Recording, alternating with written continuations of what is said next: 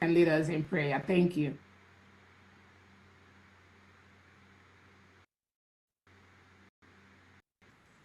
Let me make sure somebody can unmute themselves. Submit yourself. Right.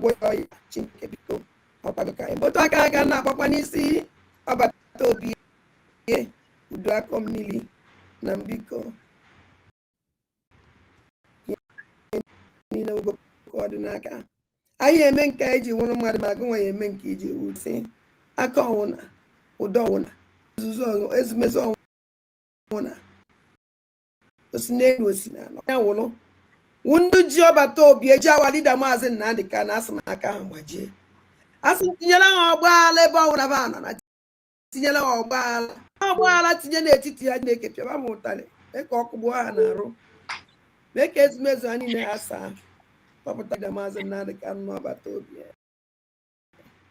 na mụtụ aka si wee tinye gị n'aka nna m ọkwago nwa ike yoo onye emekwa o ji wụrụ mmadụ n'ọkwago Chukwu na-eme nwa onye na-enye ike ajọ mmụọ ajọ mmadụ ebe ọsọkwa anya si onye ọsọkwa anya wụrụ ọsọkwa wụrụ mụ nwa eche echiche ọjọọ megide ihe asụ Chineke megide onye ọbụla na-emegide COS ayo ọ bụrụ mụ nwa na-emegide ya emegide m ise onye ọsọkwa ya wụrụ ebe ọsọkwa ba na-agwụ ije ọ na-agba n'okwu na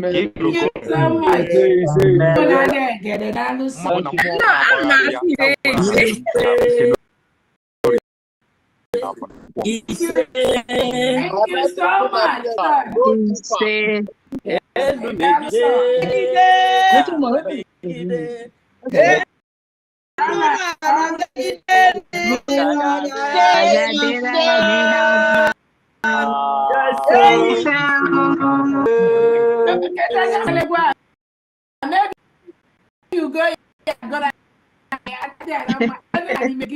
I like it.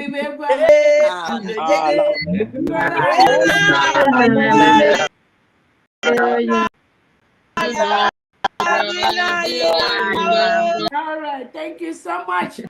Welcome, Biafran'S. Thank you so much.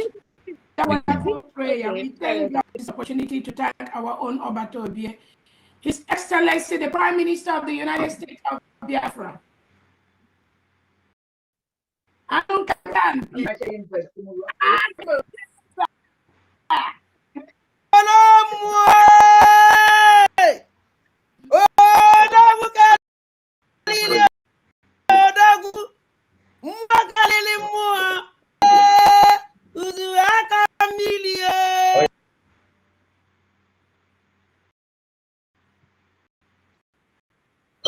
Alex. I hate public.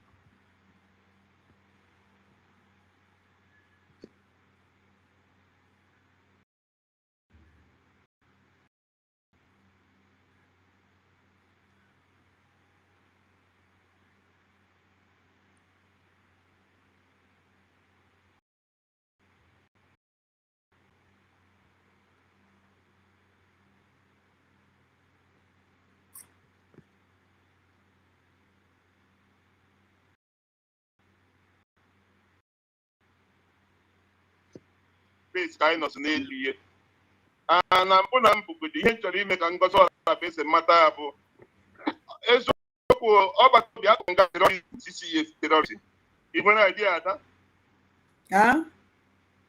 ọgbata obi Simon Ekpa Finland tụrụ ya nga CCS terrorism ihe na idea okay for editing up mba ihe na-ekwu ihe dị na news ka nna eme na live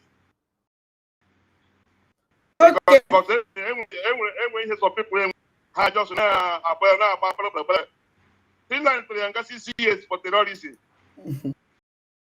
Ngozi Ọrapeze Simon Ekpa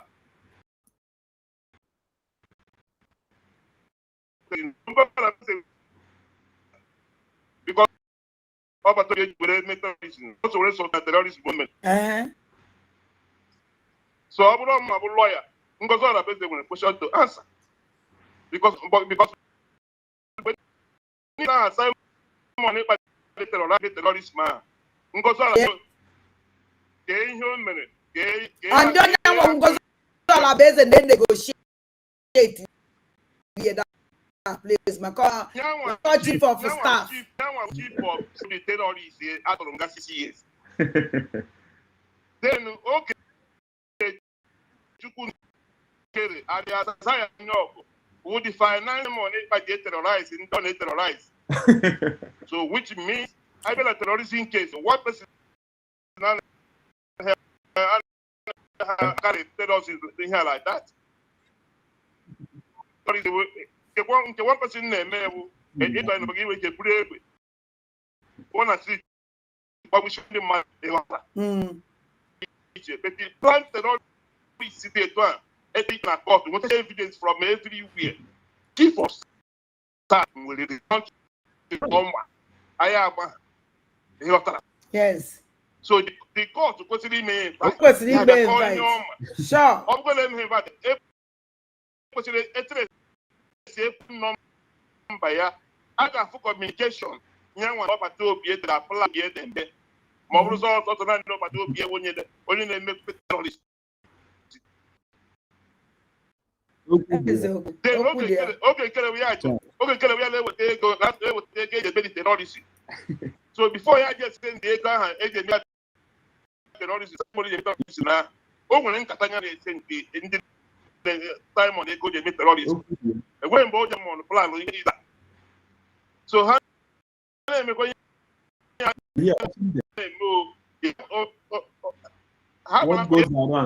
that is what goes around comes around sure ha na-efi na Simon Ekpa a ga-eme ya emekwa ha ejila arrest one by because that is how it works enweghị mgbe mmadụ ga-abụ ga-anọ n'okwu ọfisi na-arụ ọrụ enweghị ụdị kesi dị enwe something dị a ga-achụrụ onye ọbụla a ga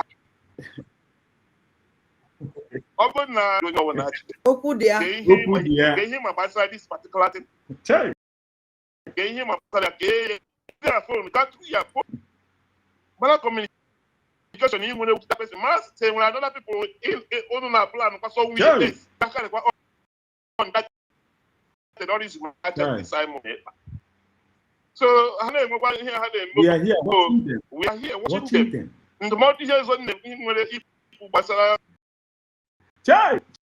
so ihe ka nọ mgbe ọ bụ na epigiri ya nọ the team nọ na-ewepụta shin nọ ihe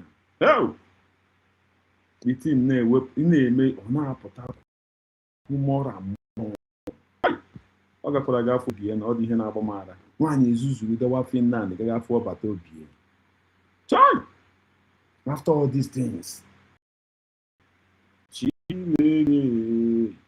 Yeah, she no more every morning and not body afternoon and not body n'abalị a na-akpọrọ ya ya na-abụ ya na ntị ọbata obi ọbịa so that ka ọ mara ọ bụ ego nsogbu adịghị na we dey here we are here watching them we are here watching them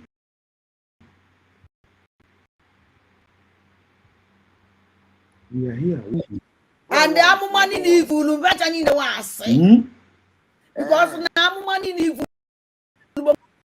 mgbe ifu ma afọ ma na mma nọ na sinesi nọ na ama na enu enigwe ana na mụ ya wụ onye ya wụ maka ebe nkara nọ taa gbanye n'anya my condition ebe amụma gị niile wa asị o nwere eziokwu isi na m ga-awụ egere isi nwa wụ ya wụ egere to woman the whole world ụwa niile na-amụ maka na-ekwu maka na-esokpuru m na-asọpụrụ m. Just imagine no time dị na ma bụ esekpuru onye a be na worship ya Charlie how mere otu am nọ na imagine a whole meal na ọbịa na-esekpuru onye a na worship ya imagine ndị isi ọga na-ede n'elu onye amụma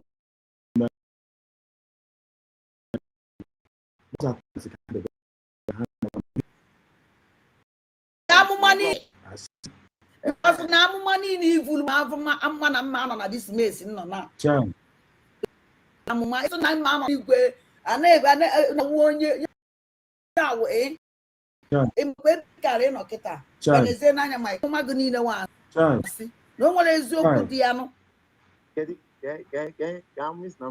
isi na mụ nwa will away great woman the whole world na-ekwu maka na-esekpuru m na-asọpụrụ m na mụ ya nọ n'elu kacha elu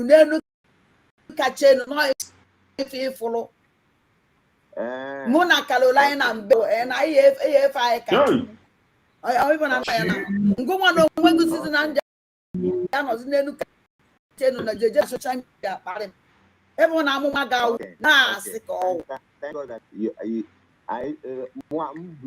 iburu ya amụma nna be anyị onwụ na nsị na ma onye wụ dị iche awụ na m asị gị na mụ na gị na-abịa ekwu ọ dị iche mana ibi sị na m ọfụma imagine otu am dị na ma abịa na-esekpuru onye a na-worship ya na-respect ya child ndị isi ọfịa ga-ajọ sị na ọbịa nọ na-eme anya mbụ gị Chineke God a woman of particular concern geenụ ntị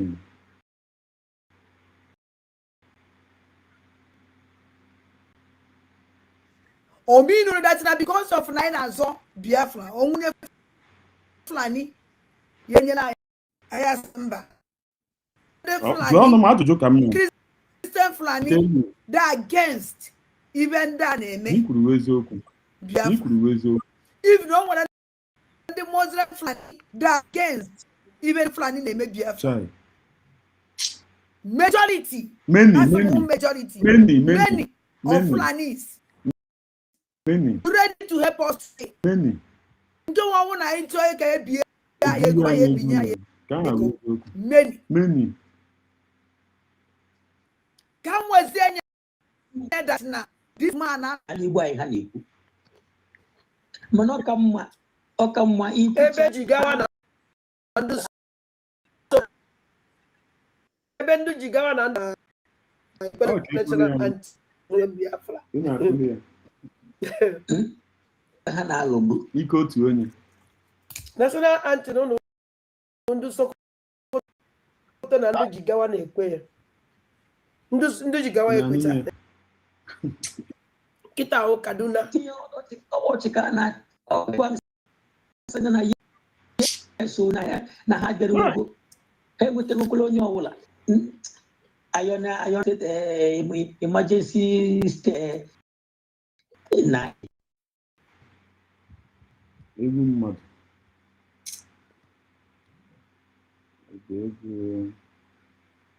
ọgụbe ụmụnne m na-abịaghị I'm gonna use more small to the you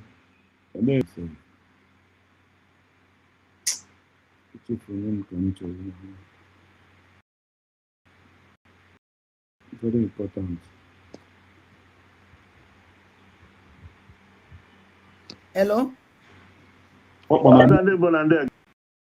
Nna ọkana jijiji na ama njijiji na ọnwụ na Biafra sọkọ mbụọ na ọnwụ na Biafra unu sọkọ mbụọ tinyere m na Adagente. Imagine getting here. Guade early this morning. Cause yesterday can't do it here. Yes, it was the language. Say, na here je kukwe makonya abuna. I am happy. I am a honyo be gotara. I am a honyo. My spirit now or the one on a claim. Onya abu DSS agent. Cause onya abu honyo ibo. Oku dia. Or the one. Abu honyo ibo. Because the way you make a food on a leave when they claim on a leave, and we keep making food stuff. You know, I watch the program here. So, man, all this is about every point in when you do, how could this is their chatter, chatter. For prime minister, I won't make a lawyer because he's down here on a cocketa. Number one, we go do on red flag he could face. Number one, red flag we go do with government in your order, government, original government. Naga we fundraising. I want to win on it. Of course, he broadcast that fundraising that day. We can't go make the faced. He said, "Go make get on a medicine position." Over to the message COAC send the area. 2 messages. Call me COS. 2 messages so send it. Mana nyana we what take financing former finance minister what a message from Kede. The number 34 as a media team, as a media media. In on Nitra. Opo Open Kede, can interview can Kede. Opo COS, obey interview. Give me Biafra United or Biafran'S. Can you as a media? I don't want followers. Over 130,000 followers. Can you Biafra United, but chief of staff of Biafra government? Exile. Can have to go to the United States of Biafra. Biafra government in exile. Chief of staff. They have got doctor. As a media, only media. Can you make interview? No time you could. Biafra joy. You know, then no get it. Okay, get interview. Okay, get up. What Biafran'S so good? Biafran'S or joy. Can you according here since? And what you get out of you? I don't like chatter lawyer. Blog. Everybody could have got him. But I said, as a very person, come to look at that chatter for prime minister. Yakona chatter, chief of staff in the government. That chatter. Chief of. Then I talk about that chatter for chief of staff in the government. Yakona in absence of the prime minister. I know here. And the deputy prime minister, when the deputy prime minister, he only got on the government. I'm going to make that point to anybody. Only get coordinate here, the work of chief of staff in the government, and the work of chief of the prime minister. You have simple songs about I am on spirit. Everybody in the good. You must show your face. You must do a sacrifice. Before I get into you must show your face. Exactly. To work. You know, you have Oh, now come for the reason why Obato Bieji pocketed this guy so. Notice why Obato Bieji Betele Yaka. Obodiani no the men and Okay, initial time on the claim. Go from Nelly. What support to Nelly? On about what it's on about what message you made the day about. Ojo is in Nelly with the first of Galan. On the abode had a mechanic. Ojo in here you do. Monome had known that so many attack disappear. Among them must be born for months. Before Oja support Toby. I want to knock it over. So can I go to watching as the Biafran'S on evil melon? Ya coach last month before I got this convention, actually be the program will be the start analysis. Okay, boy on a phone. Yes. Immediately na PM disappear. Give me 2 days, nothing minute. Okay, boy on a phone. I the program. Yeah, tell no link. Okay.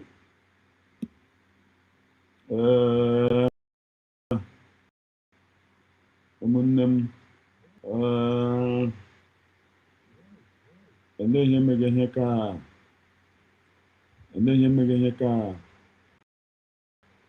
ọ ihe awụ onye a na-eme ọya mere ọ dịka ọmam ihe ọwụ Ebe ọnọ ka o riseti onwe agwara gị n'oge bụ na họteelụ ka oge enweghị ụlọ na họteelụ ka oge nọ oge Chukwu kere bụ na họteelụ obi enweghị ọ na-ala background ya go and watch all the whole background ebe oge nkere na-eme program all the different background hotel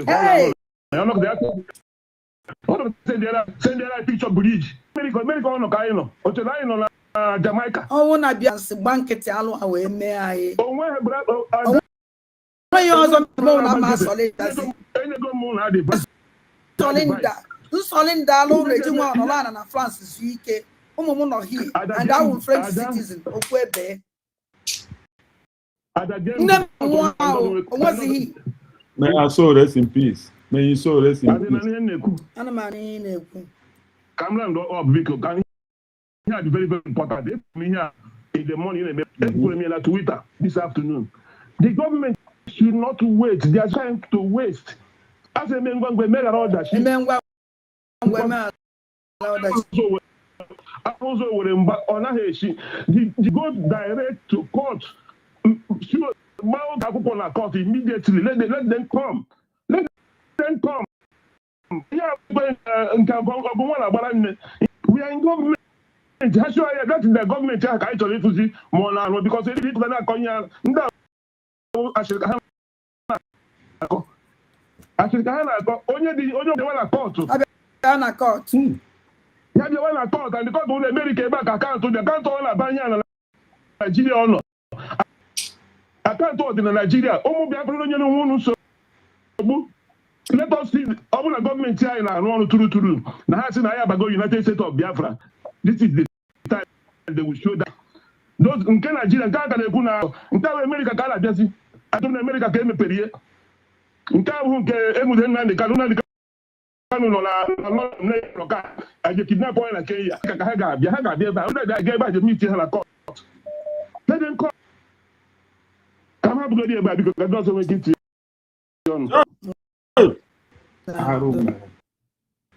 I don't know. We are not even able to that somebody I like so much. Oh. I like this man with hope. That's now he could. Hello? Hello? I like it. I like it. Onye ọbụla like it.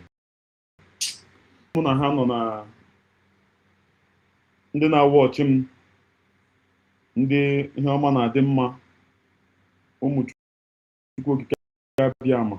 Good morning. Me were ohere a na-ekele my president Maazị Nnamdi Kanu, na-ekele my prime minister my prime minister Simon, deputy prime minister nwaanyị ka nwaanyị afọ ọmụrụ Biafra Nneọma m ji eme ọnụ nne si m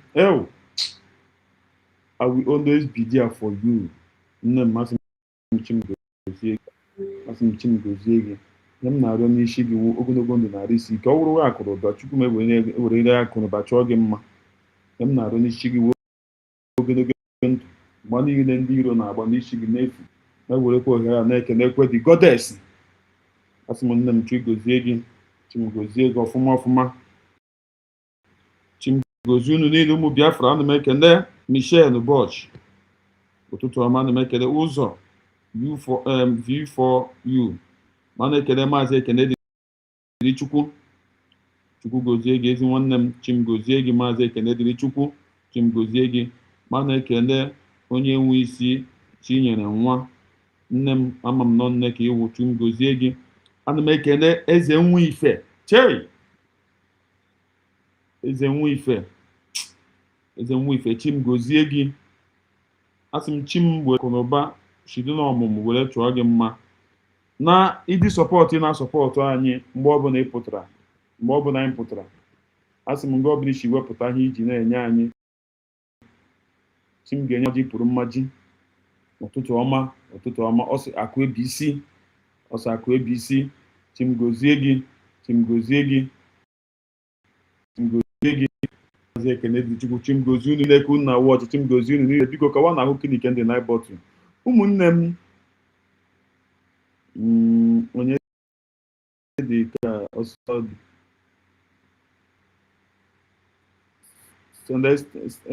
afọ ga amakwa m ya iwekwa n'iwe biko. Ụtụtụ ọma. Clement ụtụtụ ọma. Chimgozie gị Clement. Ụmụnne m enwere ihe m chọrọ ikwu but enwere m ihe ndị pọtụ m ga-agwa unu ga-enwere m ndidi.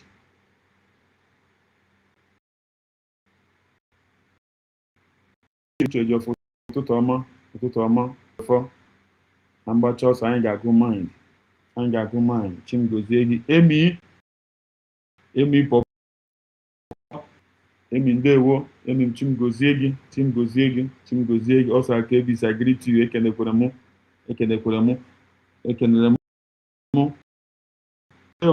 Chibụzọ ọsị good morning. Ụzọ enyi m nwoke ọ na-eme isi m so much. Ọ wụrụ ka onye ọ na-eme isi m. Chibụzọ hapụ nsogbu adịghị. Very soon anyị ga-ebikwa anyị na-eji agba. Maka okwu anyị nwere ikwu dị too much.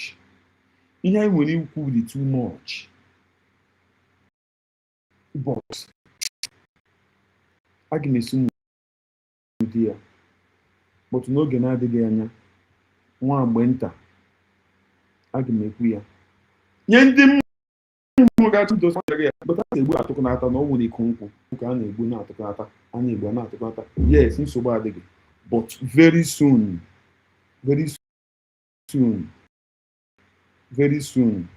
N'oge ihe m fụrụ enwere ihe m fụrụ egebekwe m ya. But achọrọ m ka mụ na unu gee ya.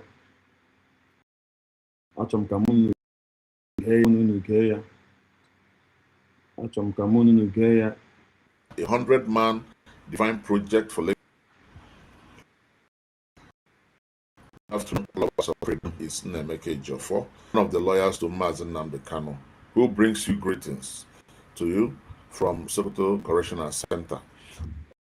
On the 13th of March 2026, I was with him. In the course of our discussions concerning his appeal, he also informed me to tell all Lovers of Freedom that a 100-man divine project for Lagos. This committee will comprise of men and women of goodwill who will champion the cause of Lagos and international with Nigeria, with foreign, with local entities. The whole essence is to see to his as well as to see to the realization of the project of self-determination. He also extends his appreciation to Shaware and all who participated in a very, very peaceful rally in Abia State. He expressed his happiness in the way and manner the coalition followers of freedom themselves freely, without molestation and without rancor. He also appreciates the fact that the governor of Abia State was democratic enough not to interfere with the affairs of the rally. He also appreciates the fact that the two persons who were arrested were immediately released. Appreciates the fact that those who organized the rally, those who contributed, and those who executed it did this He thanks all of you who were there in Aba to rally support for his release. He also thanked all those who, in one way or the other, coordinated the affairs of that rally. He appreciates all of you. He specifically offered appreciations to Sam Shudin, Ambassador Cruz Niger, to Cruz Nation, to Adai Kwensu, to people of comments, to all those who in one way or the other were there. Shaware, Madam Mekano appreciates you so much for the fight that you have put in for him. It prevails. All those who love freedom are activated to engage with the 100-man committee. Get and make sure that everything is done positively in the way and manner that he has directed, for the purpose of solutions and for the purpose of determination for the purpose of realization of the self-determination project. Thank you and God bless.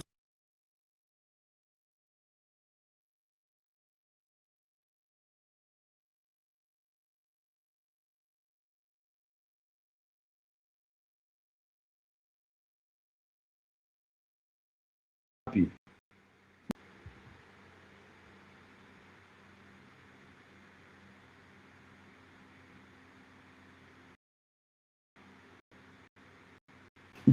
This guy.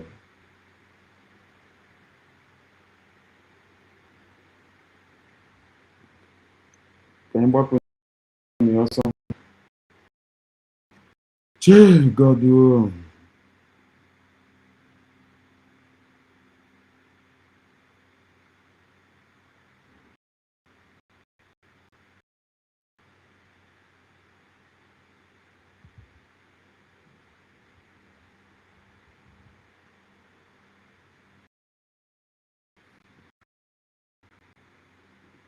Ekene mo weekend jaba ke ko. You know. Woman choro ko ari da mazi na ka no na soto. Ewu idea ka ebuja wari da mazi na.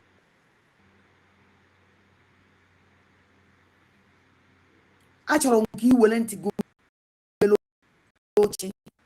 Ọ bụ na ịnọ ife a okwulu ebe a again.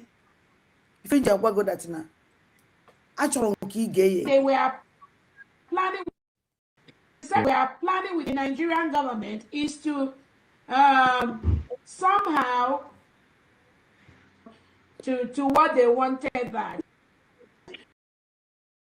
But We be not support a woman. See now what did I do? This rubbish nonsense here. Melia Gaji atatu obato obie.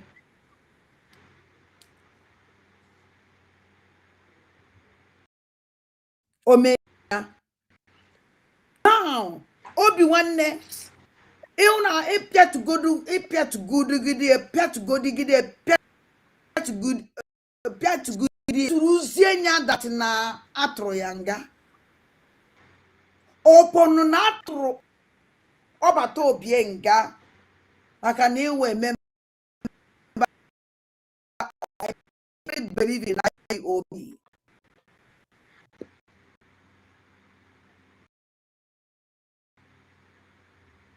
Our leader must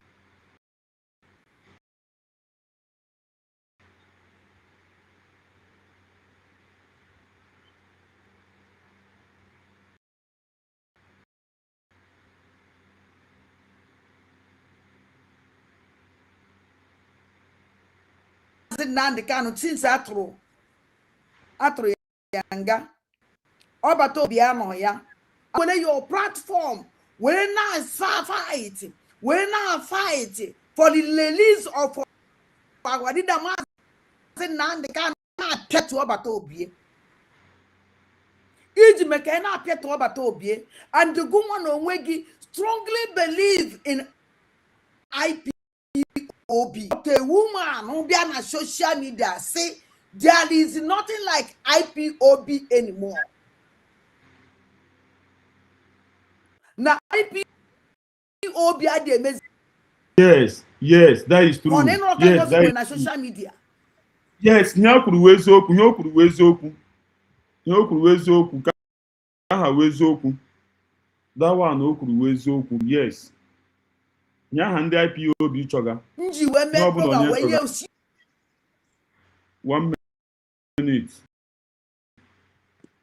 Nye aha ndị IPOB chọga. Ego eri dikla ya na Biafra. So, gwazienu m nụ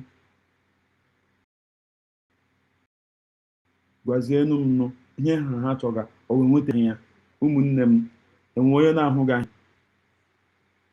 ebe nwetala ihe anyị nọ na-achọ iri dikla ya na Biafra enezi ihe ejiji IPOB emezi ụmụnne m onye hụkwana ihe ọma ya okwuo okwu onye hụkwana ihe ọjọọ ya okwuo ekwesịrị na-agbaji nwaanyị olu nwere onwe ha chọga nwetara n'ihi eri dikla ya adani ya anụ so enezi ihe ọzọzi biko unu otu amchikwo ya wawo otu kwesịrị isi adị ndị agha kpọgo onwe ha ndị IPOB nye ha chọga nwetara n'ihi ya organization aha kwa ụzọ imezi ya gịnị idissolve ya n'ọwụ onwere ihe ọzọ konunu enwere ihe ọzọ enwere ndị mmadụ ekwesịrị na-eme nwaanyị advice na-asị ya lekwe ikwesịrị na-ekwu lekwe otu kwesịrị ike at least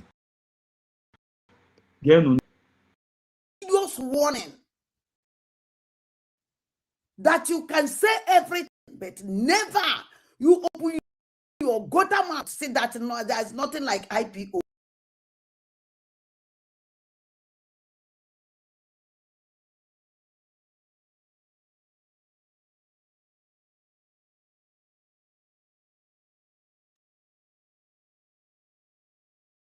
Yes, there is nothing like IPOB again.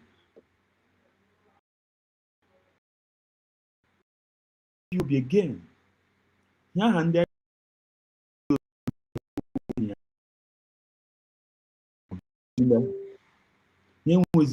United States ụmụnne m ọwashi ka ọwụ ya ka ọwawụ ya na comment section achọrọ m ịhụ nne m Esta ndewo chumgozie gị Frank ibe ndewo Frank ekele m gị ụmụnne m biko ya ka ọwawụ ya enwetara n'ihi ya enwezi ihe ọzọ ha kwesịrị ịga na-aga azazi IPOB onye na Aman ya you know our leader Nnamdi Kanu where be na see now what did na this rubbish nonsense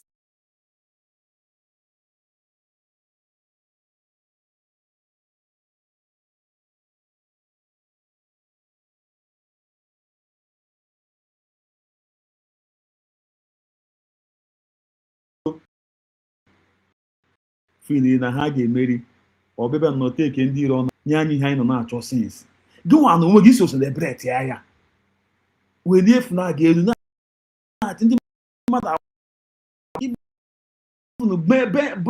sweet guys bịakwa oche akwa ha kwa anyị machakwa anyị ga-agawa di ya enweghị onye ọgwụ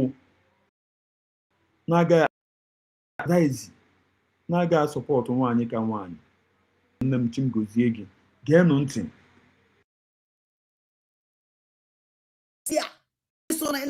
in a promote.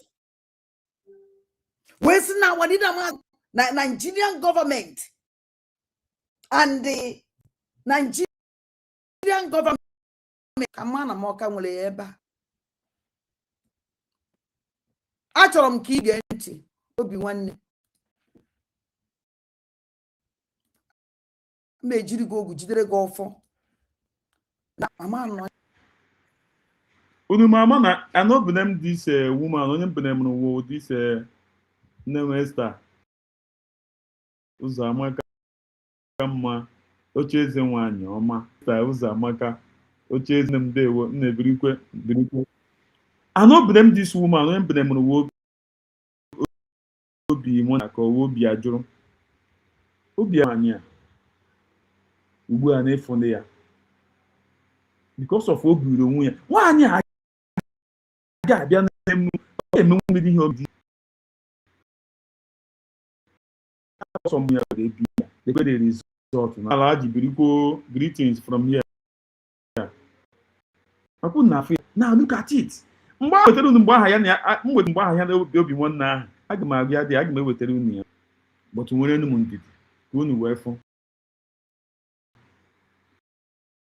ọ chọrọ ipine ihe ma ọ bụ ihe na ya ọnụ kwuru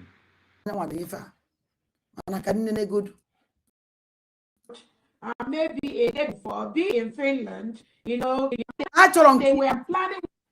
The second plan they were planning with the Nigerian government is to somehow let on maybe a day before, be, you know, coming to the venue that day to render our just to render so many things, you know, to do what they wanted that. But that didn't work out.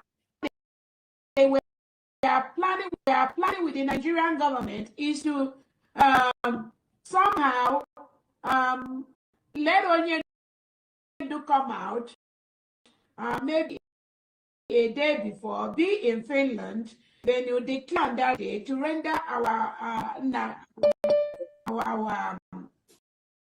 just to render so many things, you know, to what they wanted that. But you see, Obi-Wan in the back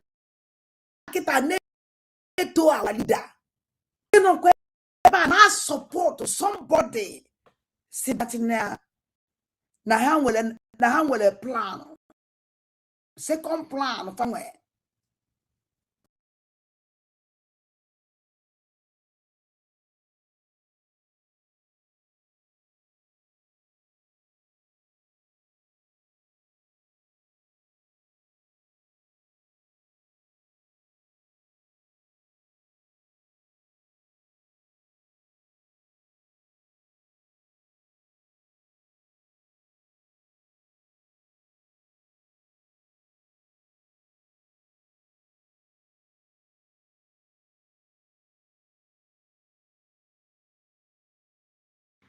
Terọ ọkwa onye ya na obi etu na-akpọgo ọbata obi etọrọ ya ọkpọchakwa ọbata obi etọrọ ya ofere ekwe gawakwa Finland ịga ifu ọbata obi akwa terọ ya ofere kwa Finland ịga ifu ya ọkwa unu wee fuo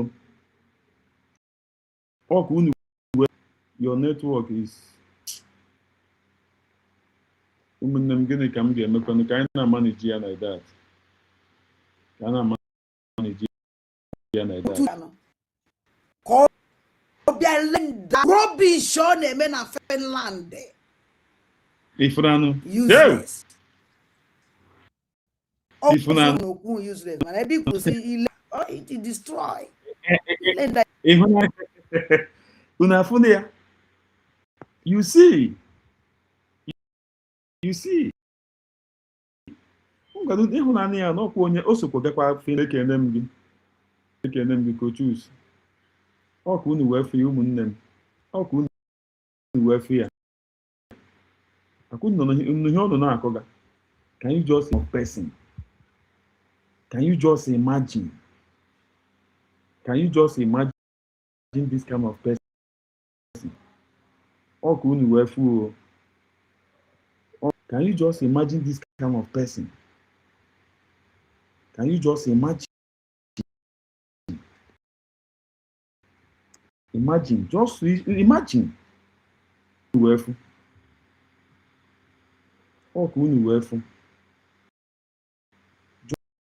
Just imagine this kind of person. Just imagine this kind of person. Don't destroy ya. Chai. Achọrọ ka iwere ntị gụmere oche. Ọnwụ na-enwe ife a. Anọ binemam, onye binem wuru obi nwanne chundo na nwaanyị si na ezie na ọ dịzi use obi nwanne ọ chọrọ ịgwa m na ọfụ ya na ezie condition ọ dị guy ka m binemam ma so bụrụ ha onwe ya ga-ebi iwu ya achọrọ nke ị ga-eye nwaanyị awụ onye iberibe ọ maghị ihe ọ bata obi ọsọ ya o jee nga eyi o jee nga ka ahụ na ka a mara na e nwere ihe karịrị Chineke ka ọ gakwara ga nọkọta gaga efu ya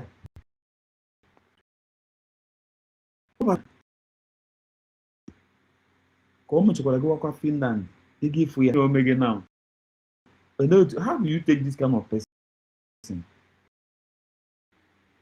I don't understand. I believe geenụ ntị ka anyị na-agakwa n'ubi ya n'aka ọ bịara iweta ihe nwaanyị ka nwaanyị kwuru. The second plan we applied the Nigerian government is somehow let Onyendu come out maybe a day before. Still, kemgbe ọ nọ na-epuneyi this thing na kemgbe ọ nọ na-epuneyi the government is moving forward. People are supporting nwaanyị ka nwaanyị. Imagine na mụ na-edogwe anyị na-adozi nwaanyị ka nwaanyị ụdọ. To show you how great nwaanyị ka nwaanyị dị to us. Nwaanyị a because of amaghị ihe ya enwere onye ọ ga-awụ kemgbe obi na-eyi this thing obi na-eyi this thing the thing did not even do nothing. Ọfụkwa how higher nwaanyị ka nwaanyị. Ima many people achọrọ m ikwuwe I have a lot. Hapụnụ geenụ ntị. You know, coming to the venue, declare to render just to render so many things, you know, to wanted. Because they want sure, they want to make sure,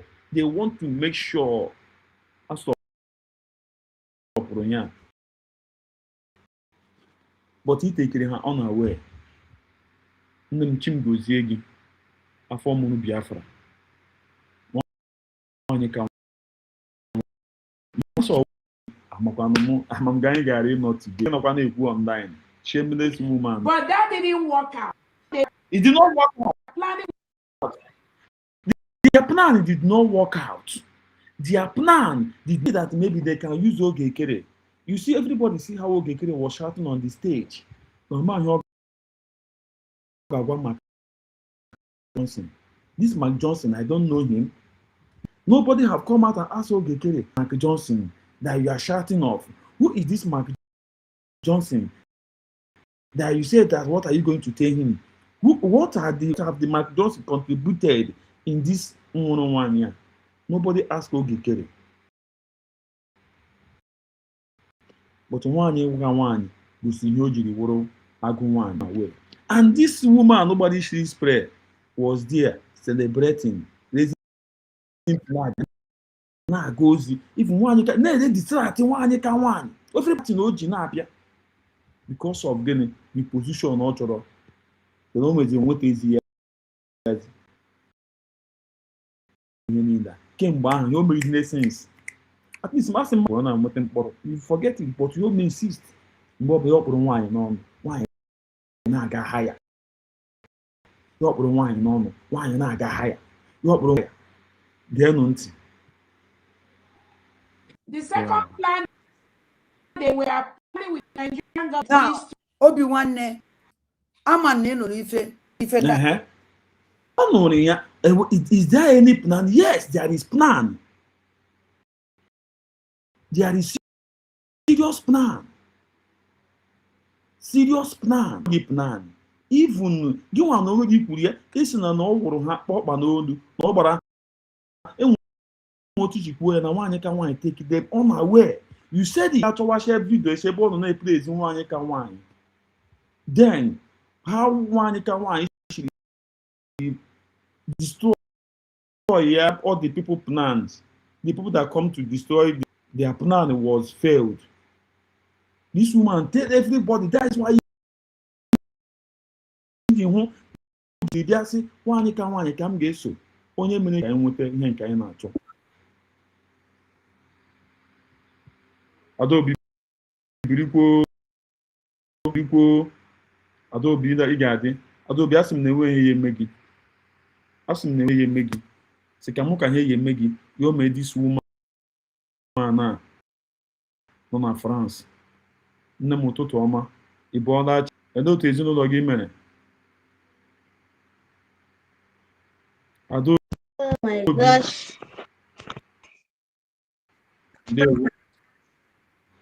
Adaobi ekele m gị.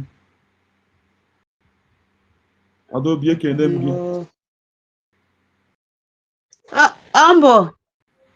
Adaobi ekele m gị. Adaobi. Ụtụtụ ọma nne. Akwebisi 1. Akwebisi.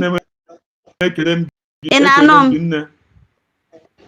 Akwebisi nwa Dr. Ngozi Arabeze. Ọ bụ nne m sọsọ nne m ọ sị m do not be moved. Do not be moved. Akwebisi ụtụtụ ọma. Ụtụtụ ọma ụmụ nwanne nọ na comment section. Akwebisi gị na Odogwu Enugu. How many times ka mkpọ gị? Akwebisi bụ ụzọ ekpo nne ya bụ Dr. Arabeze wa DPM. Gị na ya mazụ ya azọ mụ ekwetaghị na nke a. Odogwu Enugu mụ ekwetaghị na nke a. Mba, Odogwu Enugu mụ ekwetaghị na nke a. Mba, Odogwu Enugu m ga-akpọpụkwa gị kọtụ Biafra court. Ekenekwa m ụmụ Biafra Akwebisi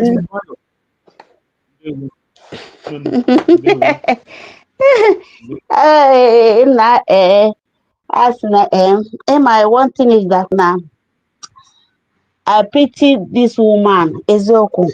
Anyway, na Dr. Ngozi Arabeze our DPM onye go ha ocho ha ga-anọ forever till na ya na down to Biafra land. Because ọ bụ na nwaanyị a na-agwa ya onwe eziokwu ọfụ na ndị ka ya wee ma bụkwa nwe ihe ọma ọ just ọ na-ege ezi ihe ọ na-ekwu na ọ ga-ezi ka ọ na-ege ezi ọ ihe pụtara n'isi ọ bụ ihe international. Ọ bụghị ihe international na-akpọ, you understand? Ọ just go wee na confuse ndị golebu ya, ndị ga na nwaanyị a na-arụkwa ọrụ na sinsi anwa ọ ka nọ ya ọ na-agbani onwe ihe ọ na-agbani ụmụ nwanne m. Even our lawyer, even Ejimako lawyer Awonyendu ma the law about this IPOP organization. That so far as they have declared because na on Kibwa I declare this thing na declared na all the whole organization have noted, have mented. They are no more existing. Dissolved. Even in even international law is no more existing. Let any IPOB, let Nyamabu Adadiora and Joy Kwikwi, let her go and research. Let the people that telling her that Rebani Mada, this thing that you're saying, where is disgracing herself. Let them go and research about IPOP organization. And let them know what international will give. No, let them know what international will give about IPOP, whether it's good one or bad one. You understand? There are no IPOP organization as a terrorist. Even Nnamdi Kanu knows that, yes, this declaration that our even included her, went to where? Finland, to go and do it, and she wore white and white. She was there. After everything is what? You know, even though you are not educated, go and meet those that are educated and research. Why is that this woman or Ugochukwu 2407, why are they not going to Chino, our Biafra TV? Why are they not going to ask her, to ask him a question? When Hannah get there?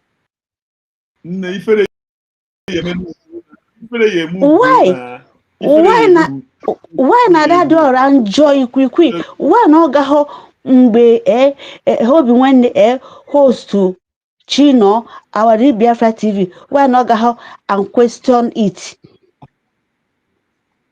Even that Obi when please my brother, ị ga-amụ na-ekwukwe Ngozi Chukwuka na-ekwukwe, because that day after ikpo, yeah, but now home time because go and research, go and do your research about IPOB. What international put IPOB? IPOB is not existing anymore. IPOB, because all of us were IPOB, but IPOB organization is no more existing. What is existing that all the whole world knows is USB. And who declare it? And who redeclare it? Dr. Ngozi Orabeze. Dr. Ngozi Orabeze. Do not believe. And the thing in the archive, the thing in every social media. What this woman is talking about? That that you are telling Obi that this woman that called IPOP is not more existing. What do you know? Gini kema? Ada do around you. Gini kema? You're there disgracing your generation, telling that Obi so you're supporting this woman.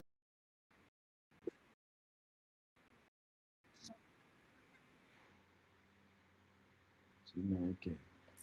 Our network. Enable network. Enable network. Network. Enable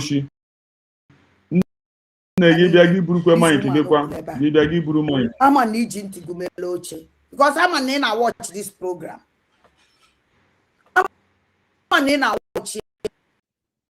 And you say that you are the man and so much, but you now support a woman who talk about the man and the woman who's way decide the man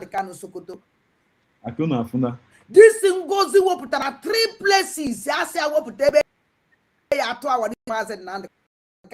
so Ujigawa. Second one Sokoto, third one Kanu. But also what 3 places. Ima enwe ihe mmadụ na-amaghị now.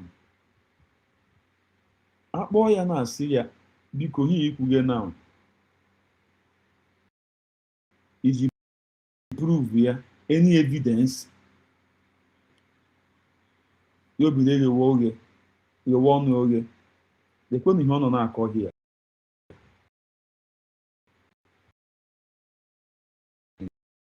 Because of gịnị?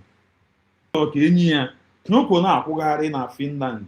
Ọ kwụgharịgidere na na-akwụgharịgide o nweteghị the thing. But we are here watching her. O yeru ọsị ya ọnwụọ na elie ya na nsogbu adịghị. We are here watching you. Na Sokoto. If as ko wopụtara Kaduna, na ihe o wopụtawu Sokoto, Kano.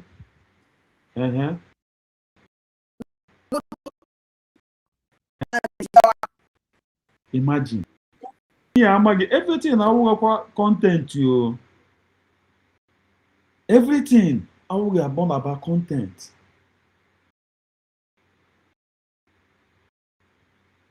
Only many are not here. Only they are not here. All the form of an Ghana go on. Amune Kenny. Anna go on. Amune Kenny. We are here. Ebe ngozi wopụtawu Jigawa ka wopụtara. First to place wopụtawu Jigawa. Second one Sokoto.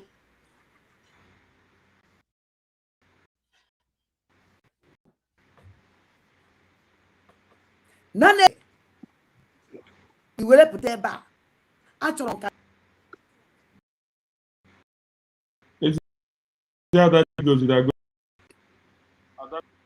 Ada na-eri okwu anụ.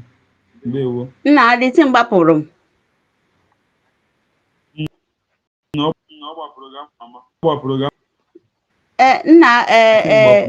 Biafran'S, this woman is not someone that everybody amago this woman. It's a shit old water. It's a shit hole. Onwe ihe ọma. Yes. Because ọ bụ na onwe ihe ọma. Oga ada dị ọra njọ. Ka mkpọzi agafe ada dị ọra mma. Biko jege weli ego maybe 100 euro. No, okay. Mba echefu but na afa ha ji wee ma ya na o ji wee register ihe na ya. Hey, ya gbapụkwa m. Why?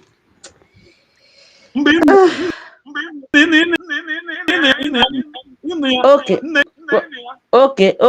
Biko ka ntiziere biko weli 100 euro jege mmepe a file n'aka lawyer. Ọ bụ na ị nwere lawyer just jee gakwuru da lawyer.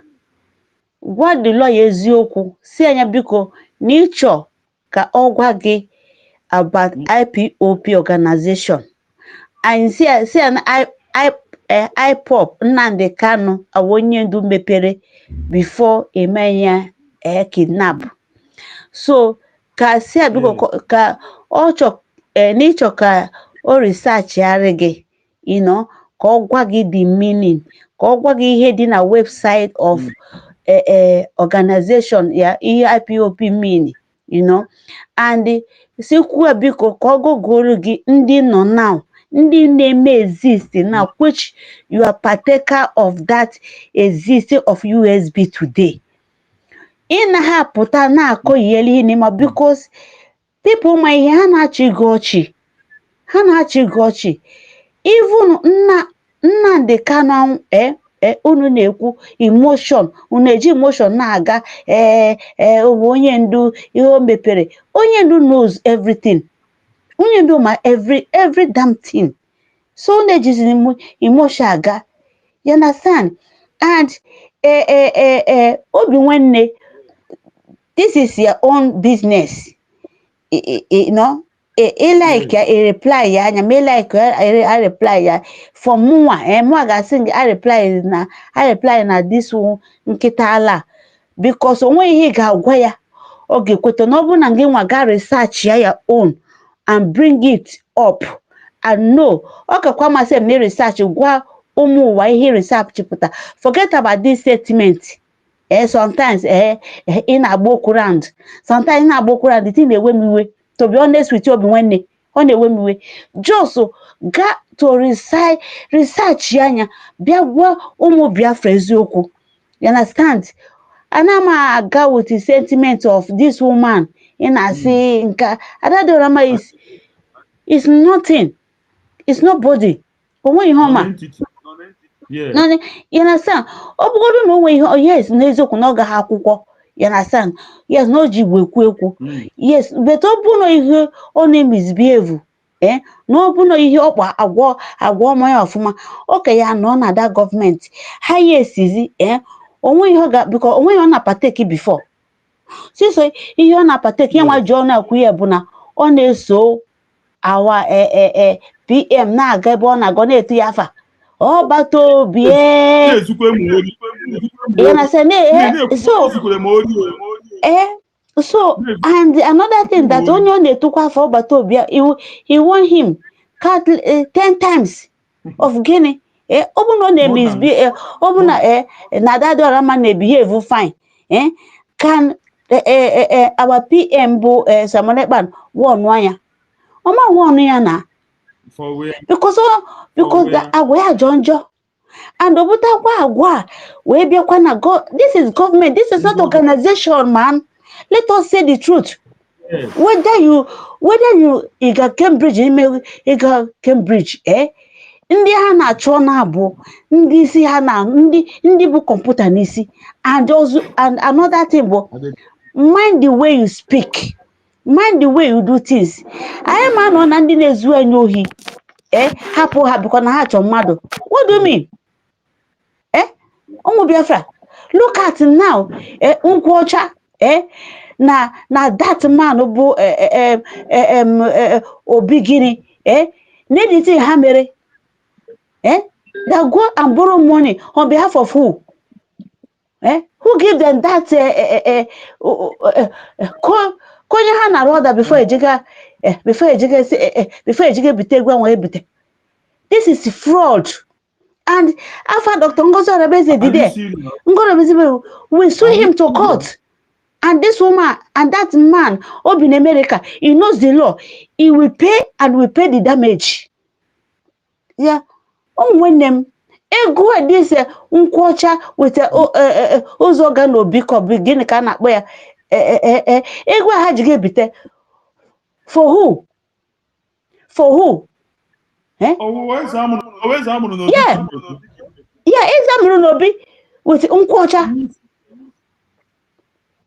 Ego had you get but yeah. But Dr. Ngozi Orebeze, na I na attack so when to fund ourselves because now to ejigi burego, you know, so that na HZ I anazi anya cho kai bido with debt, kai bido when because obia that will go for 19. That stupid man. Oji emotion naga. This one is he don't live in Ngozi Orebeze. That one he don't come out. This one we don't want mediocres. Anyacho ndi nezuhi. Anyacho ndi pota hawo secret. Obu na hazi mmadu. Siya ge kudo our PM. Na prison bono. Je kange na akpa nkata je na eduga gozi anya chọ ịpụta onwe the third person ị ga-akpọ wee na-akọrọ ya only ke bụ that thing kwuru ko to government ga-esi trust again ko ti ga-esi wee nọ na government because ndị na-keep secret. That's where a lawyers, nurses, doctors ha ji enwe gịnị ha ji enwe oath.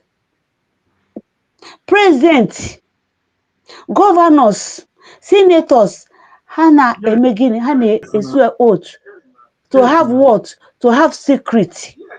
Yes. Even Monday, I want a 1 man on immigration. Okay. You know, one Biafra. No way. If we because also were the oath that's not going to keep their secret. Yes, that's why, that's why the oath. So they will not leak it. Obuziana ibezeni kizienye. Hanuzeni likia ahapogi because of what Biafrans will say. Come when I need emotion aga.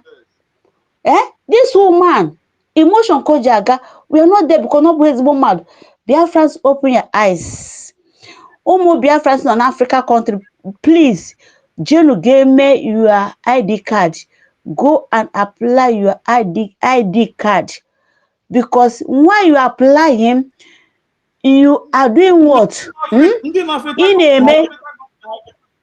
a Ese?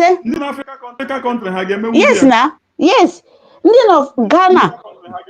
Yes, na on abroad now. Yes. Yes, Indian of Ghana, Cotonou. So far as na no na Nigeria.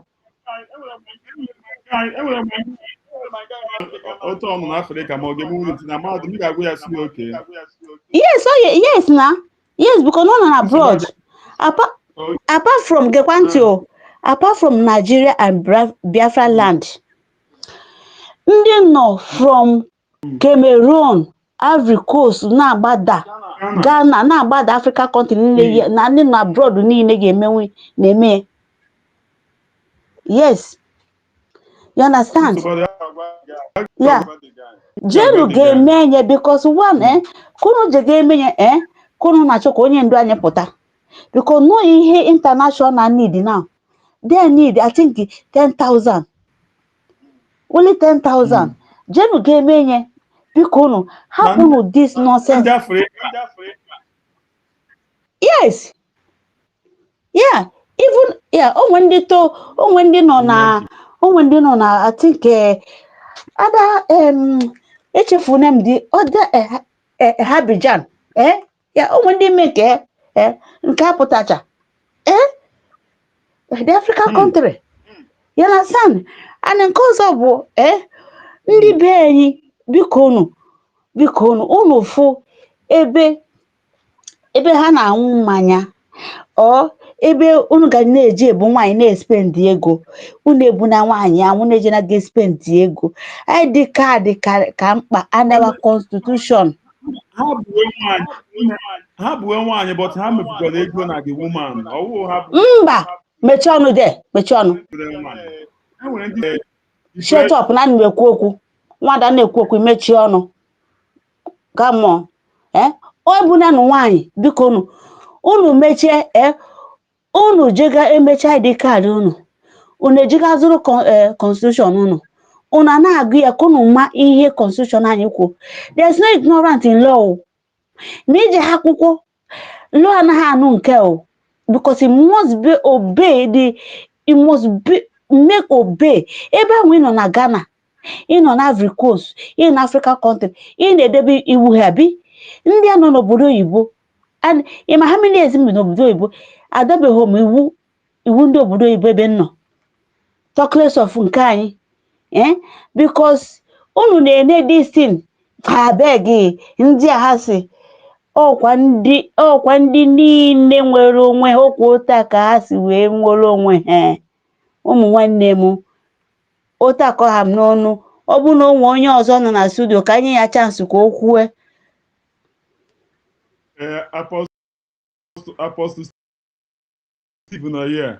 Apostle Steve ndewo Apostle ụtụtụ ọma iti na-agbapụ ndị ya sef Chibuza ndewo ezi nwanne m ụtụtụ ọma God ndewo nne thank you so much Chukwu gozie gị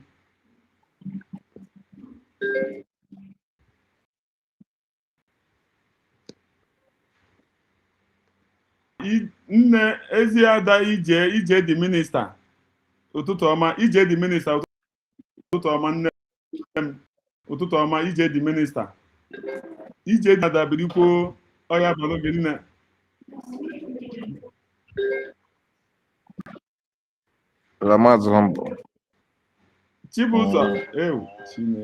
Chibuzo cheregoro ọ because of na humble anaghịzi abịa na DC gịnị ka na-eji ozi afụ gị na space ka ọ gịnị kịta na-ebịa na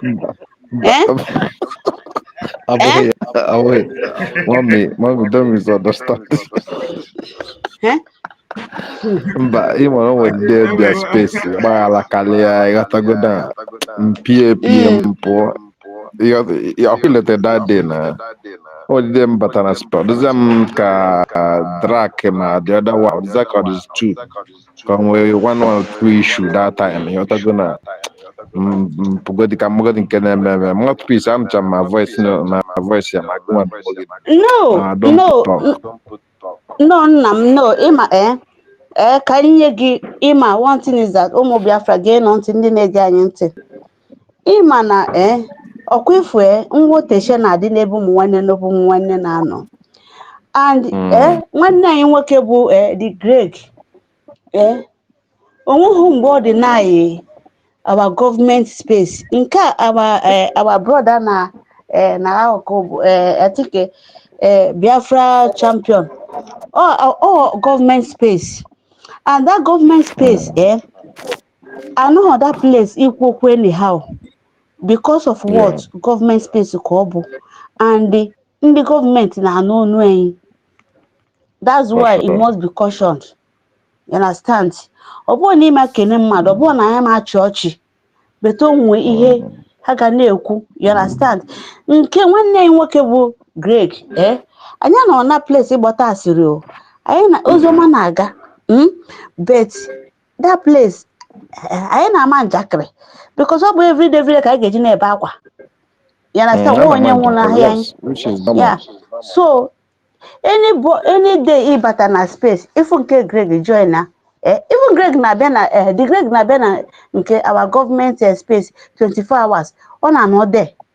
You understand? Ọmụkwa ka our brother ga-ekwuchi ọmụkwa ka our brother ga-echi close or see the Greg biko ọ bụ na enwe chance mepe ya space okay ụmụ nwanne m biko nu transfer no to the Greg own otu ka esi eme ya. You understand? Ya kụpụ n'ọnụ obi but ije biko nne m achọ nke iji tell me you are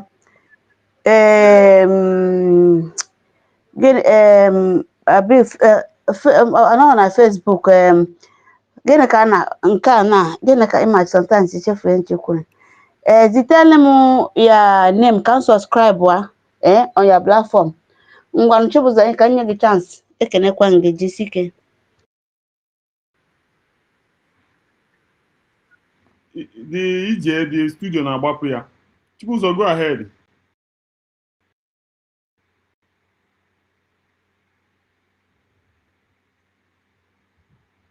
Chibuzo nọ there.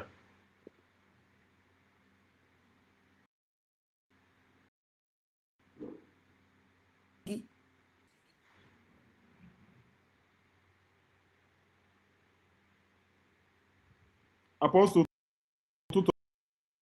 Toma, anyway, I'm here to this thing, motion aside, motion here. Apostle Toma, Apostle, go ahead and talk to Biafran'S. Apostle Toma.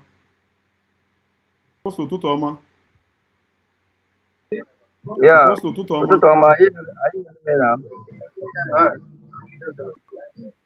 Are you getting me? Yes, I can hear you. Go ahead. Good morning. Okay. It is well. It has been a longest time. Yes. So the point that everything we have been speaking the same thing. The point that this woman on just on a baby because on a phone many people is coming back in what they're supposed to believe on and what they're supposed to defend. So that is why she's crying so bitterly. Because I listened to the program he made that of Obi-Wan. So herself analyzing Obi-Wan's program, saying that standing for supporting the government that is on the ground. What it does not mean any, what all her anger and vestation is only to that why should a person like Obi-Wan come out and say talk about even government of Biafra, you see. So all these things is that the woman is crying that many people are knowing the truth. Many people are knowing the truth. Both those in Biafra land are knowing the truth. And everybody must come back. They must return back. Because everybody must come back and support what they're supposed to support in full. Because there is nothing like IPOB. IPOB as an organization is an indigenous who choose to rise up, gather themselves by the help of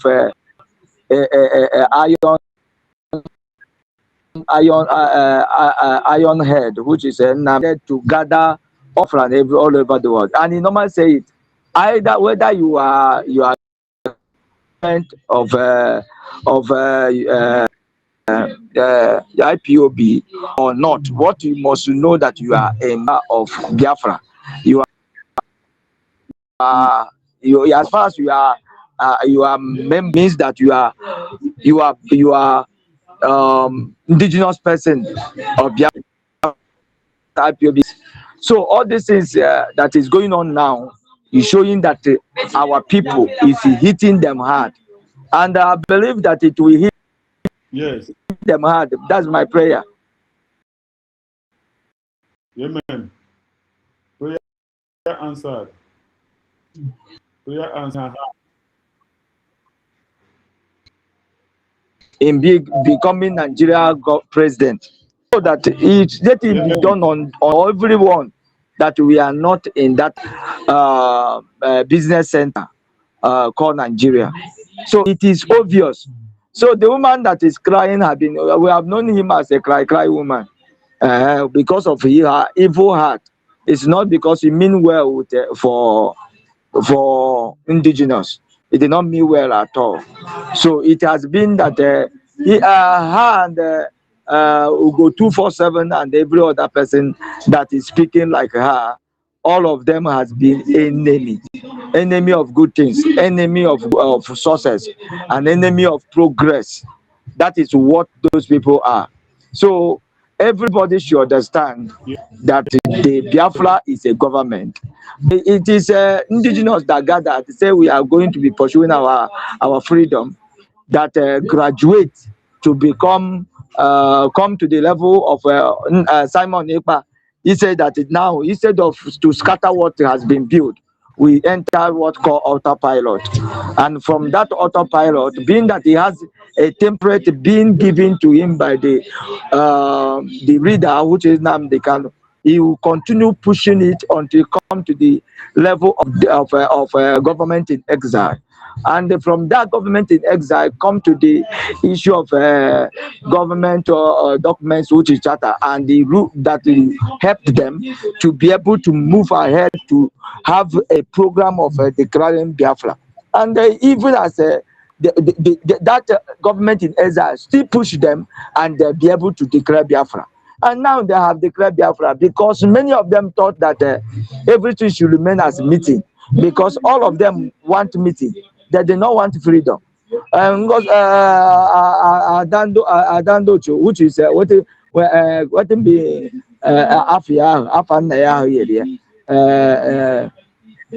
that woman is not Chikodere. She's acting according to her name. She's acting according to her name. Chikodere is acting according to her name. From the one, she's not after freedom. Anyway, if you ask yourself a question, why are you calling her a freedom fighter? You know, she's a freedom fighter. Why is she a freedom fighter? It's not a freedom fighter because he did not know anything about freedom. He didn't even know how a local government is being created. He did not even know how a meeting is being formed.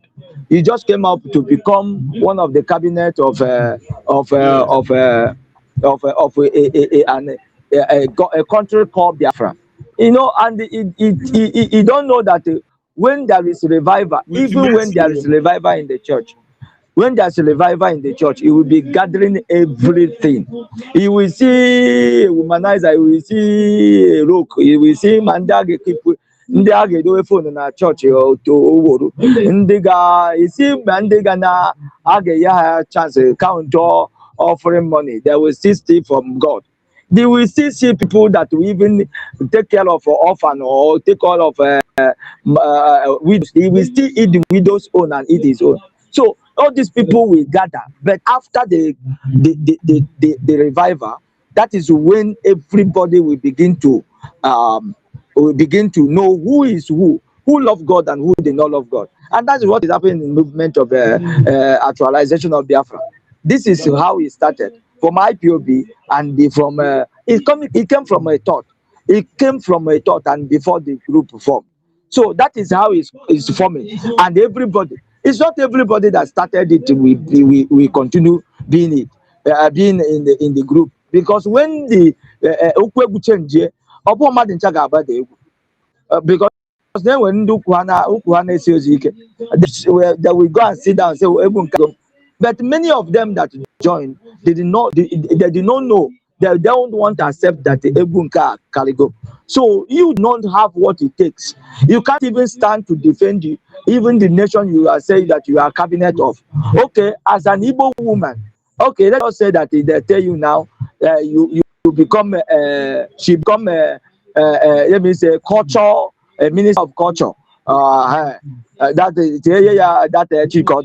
Chikode that the all can pop and the market me.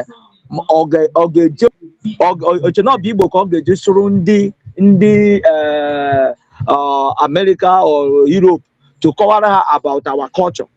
Let me say not to become a cabinet. That na cabinet that government now say Chikodere, go to a country, go and tell them about our culture. If they think it's an Igbo you're going to use and speak there, or even if it's Igbo, did you know our culture? Did you know anything about our culture? A person had to play because of our a person from village because of waywardness. So it did not qualify, and she did not know. She did not want to accept that the game are carried there. Everybody, when you start in a football team, does not mean that you will continue football team. You better acquire your time. You give way, the team continues, the club continues. That is how it is. But these people that started, they were evil people that come for meeting. They come to make money. And I normally say it. As God's servant, I will tell you that this woman has eaten the Biafra money. This woman has stealing from Biafra money. This fundraising of issue they have been doing, even when our leader, our PM was around. This woman especially has been stealing. These people have been converting and diverting finance of many people, calling them to send money that they don't know a way to donate. These people has been stealing, and because of that, after the declaration, the door was closed, and every one of them is agitated. The same way we go 247. All of them are meeting. All of them are meeting. All of them are meeting. Like or motor, is it or motor that was in the IPOB that time. That they attacked our leader, our PM. All of them were meeting, but they were crying because of the money our PM was blocking, that is not entering their pocket again. Well, where is that girl now? Where is that girl now? That was in Italy that time. I don't know where she is now. Every one of them has disappeared. So this is what is happening. And we know that they are crying. More they cry, more the Biafra is getting stronger. Government is getting stronger. Why? Because the weakness of Nigeria is getting obvious, and the nation of the world is knowing that PM Simon Ekpa has been speaking the truth. What they say is PM is not, and what Nnamdi Kanu have said is what is happening in Nigeria. So I want to let everyone to know that there's nothing, whether they like, let them cry from now to tomorrow. They cannot change what have been declared.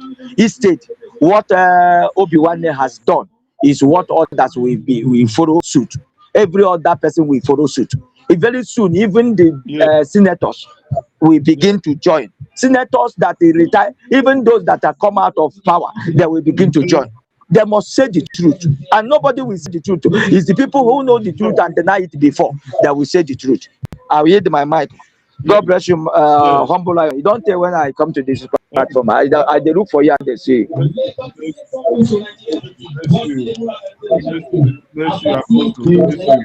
Thank you so much. Thank you. Oh, Papa, ndị niile a na-achọghị ikweta ga-emecha kwere ọgwụ n'ahịa wụ ọsọ n'ibe ahụ.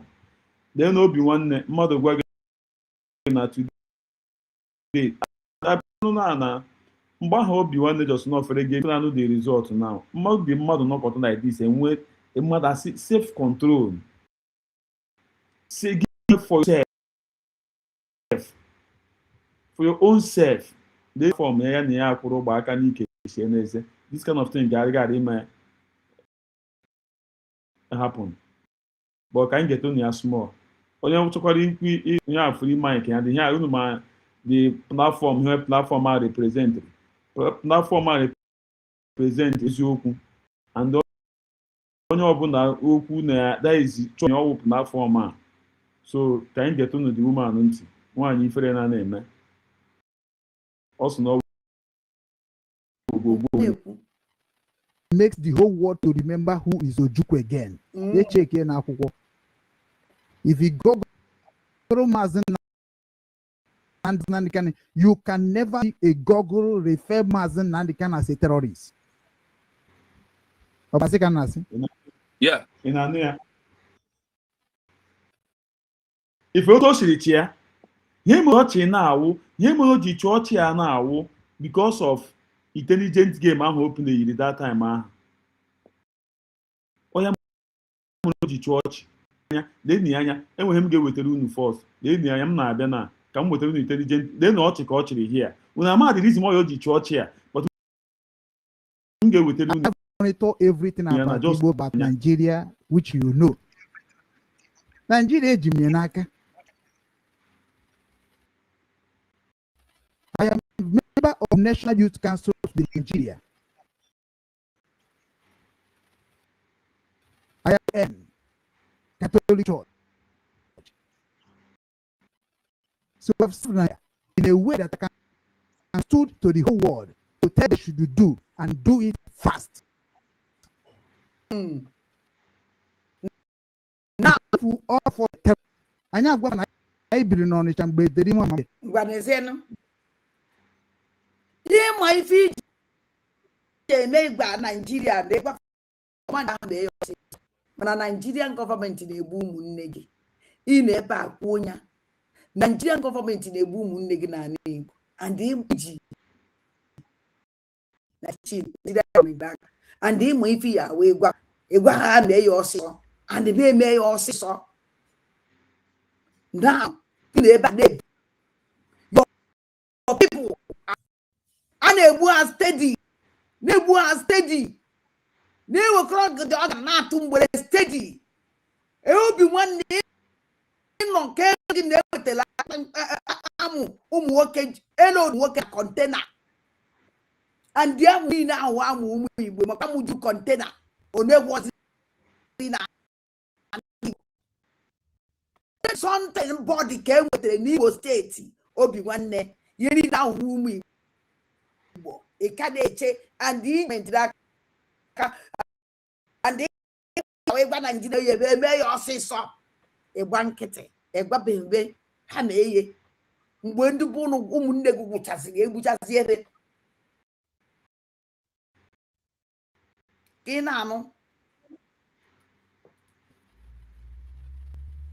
all of us knows how Onitsha hot. Today, we begin to see terrorists. We know terrorists. We live with a terrorist. And it is time for identify terrorists in the whole world. Oh. Because you're mad on a state, you're Obi-Wan. When a many run, go here, many run now. I have never been half an evil be like another thing. Somebody I don't stand at all.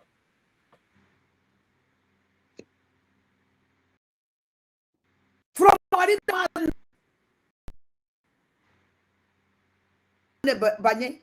now, how can you do something with a person like this? Yes, China, okay, China.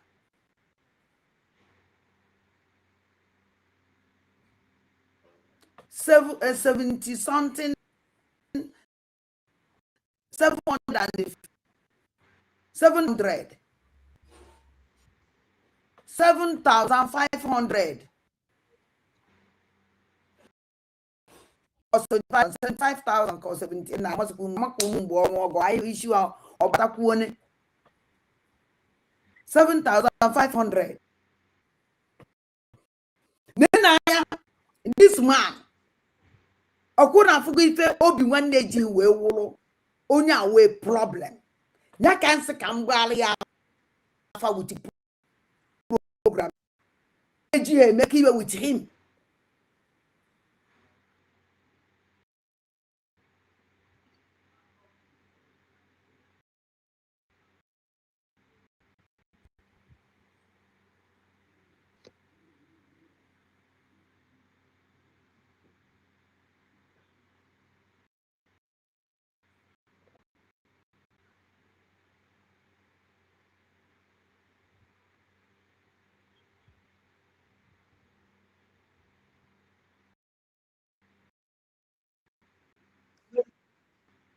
Onye ono mana ebughari oche ebughari ọnọdụ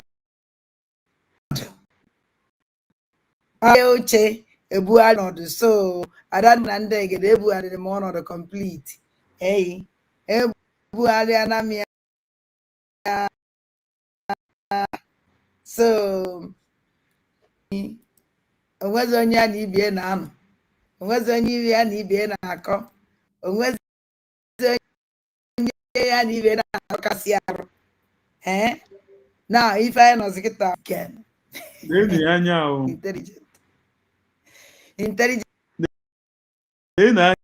intelligent game aha mee na o ji dị against obi nwanne intelligent game aha now ọ ya mee na o ji dị against obi nwanne no support United States of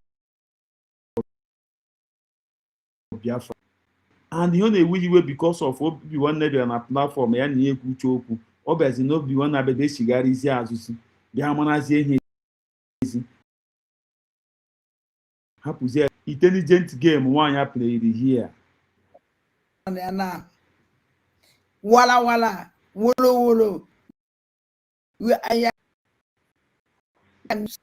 gain nothing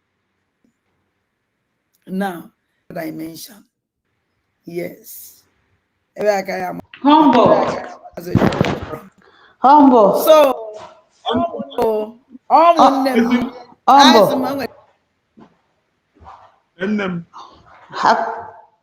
Akwebisi.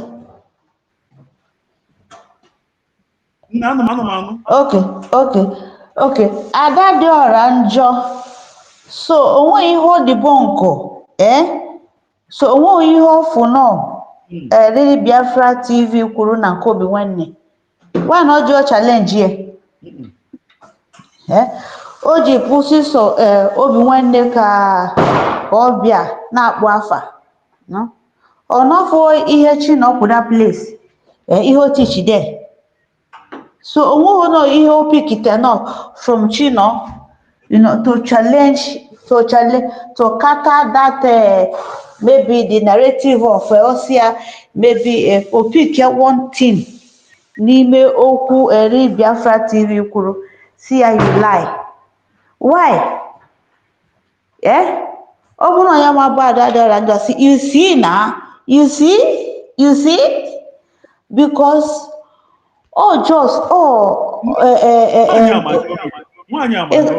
it's a content creator. Yes, because now Obia di against Obi Nwanne. Why Obi Nwanne get you we guy? Why Obi get you no support USB? And the honor where Obi Nwanne ọ na-asụ Igbo ọ na-emete nke Yes, let me tell you something. Biafran'S. Nwanne m kwupụ okwu now. Before Apostle nwanne m nwoke. Yeah, ịma anyị na-ekwu English abịa na-abịa. Ọ bụ na nwaanyị a maintain lane ya n'ebe Biafran'S, government of Biafran'S dị. Ha ka ya retain ya, and ọ bụ na ha na onwe ebe ha ga-akpafanye ya. Ọ bụrụ na ọ ga na-ejele anyị international level, no, but onwe ebe ha ga-akpafanyarị ya because of gịnị na beti na ha ma akpafanye ya there because na ọ maghị omenala. Hapụkwa na ọ na-apụtasị ndị bụ na ndị egede, ndị ichie, ndị ọkpọ, ndị nka ọ maghị anything gbasara omenala. Ndị be ha, ndị ebo si wepụta ha ma nke bụ eziokwu n'ihe a na-ekwu kịta na aja ala Igbo na-anụ onu m, aja be nna ya na-anụ onu m. Nwaanyị amaghọ ihe a na-akpọ ọ bụ mmadụ pụta ha nọ na-asị gị ndị bụ na ndị egede, ndị ọkpọ, ndị nka o buru ose ọjị, o buru aja ana, o buru nzu ka onye anwa ji eme ihe omenala. O nweghị ihe nwaanyị ama. O just a content creator. O ihe o ji wee bata o ji wee confuse many even mụnwa, included mụnwa before, because I supported her before, thinking that no na-eme ezigbo ihe, and that time ọ na-eme ezigbo ihe bụ maybe 70% because na mụ na anọghị n'otu ha that time. Siso na ana m eso ya na YouTube, you understand, and ihe ọ na-eme ọ na-amasị m duto na njem anyị niile na-achụ. Peti mgbe m fụzi mba na ọ bụghịzi ihe okwu na mbụ, and okwu taa, okwu echi o chenjie, ichetaziere ihe okwu echi enwa ọ sị gị na-asị na ọ bụ onye makwa all those things. When ga-eji na-eso that kind of a person bụ na ọ na-adọchie our government azụ, ọ na-adọchie m azụ, when ga-eji na-eso ya for what? So obi nwanne, ọsịsọ obi nwanne nọ that place. Onwe onye ya na obi nwanne nọ there, our brother bụ Riri Biafra TV, wee ọ na-eji hụ wee were ihe Riri Biafra TV ji wee kwuo okwu ọjụjụ obi nwanne ji ya ọsịsọ ọsọ ya, wee na onye ji wee mee program. Biafran'S, please be wise. Hapụgoro unu onye ga akwụkwọ na onye ga akwụkwọ.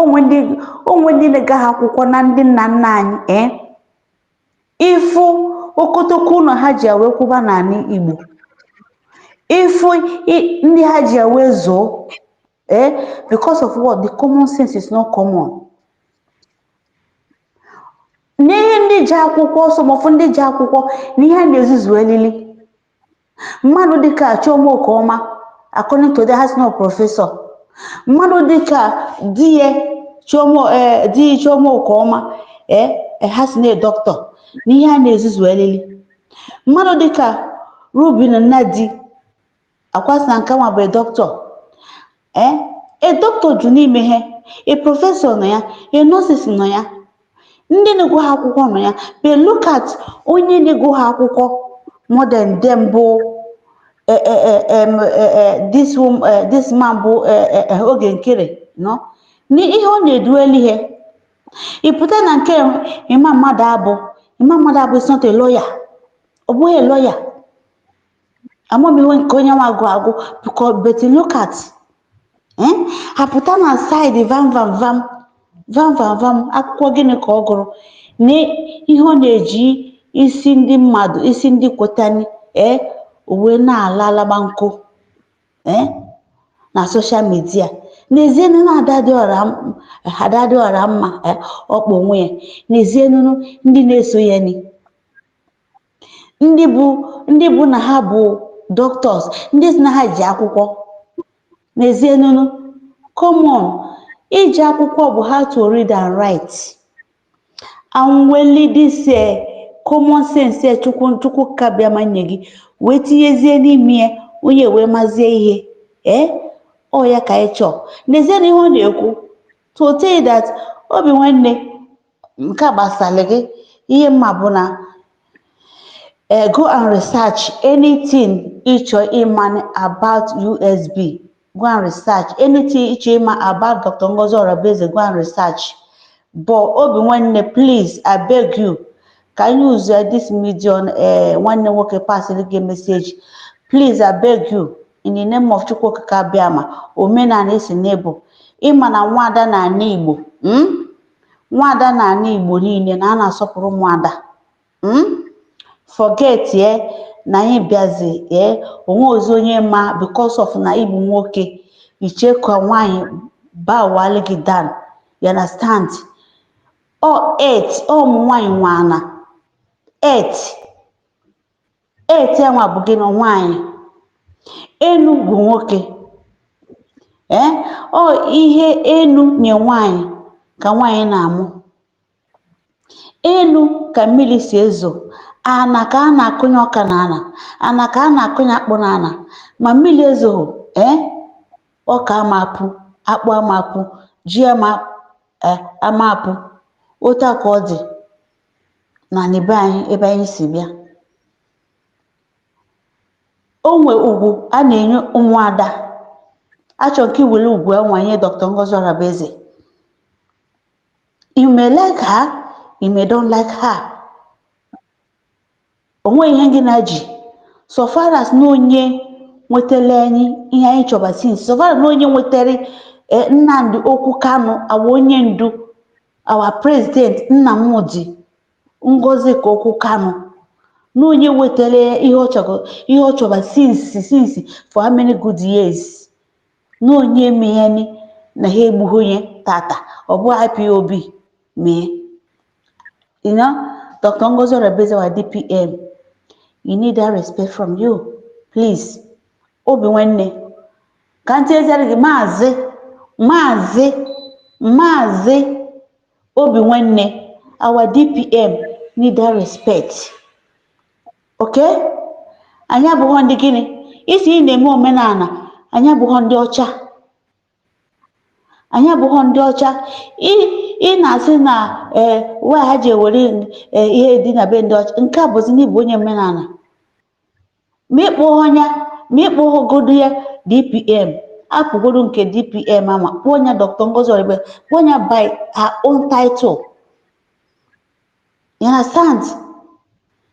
By her own title, tinyeli ya nwa ada ka ada bụkọ na ada ka ọ bụ ada n'elu ukwu ehi Igbo. Ịpụta na-asị Ngozi Orabieze, come on. Afọ ya bụ Ngozi Chukwuka Nkechi nyere ụmụ Biafra. Afọ nne na nna ya gụ ya but title ya the whole world ji wee mara ya, the whole international ji wee mara ya. Dr. Ngozi Orabieze, call her by title, please.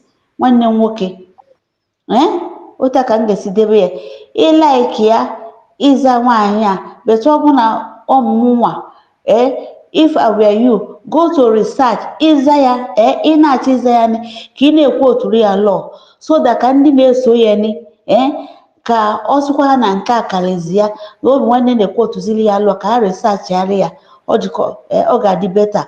Ụmụ nwanne m ekene m unu. Taa bụ Monde, ndị niile nọ n'ụlọ ndị na-eli ofe nsala asị m obodo ma alụ ọnụ mma.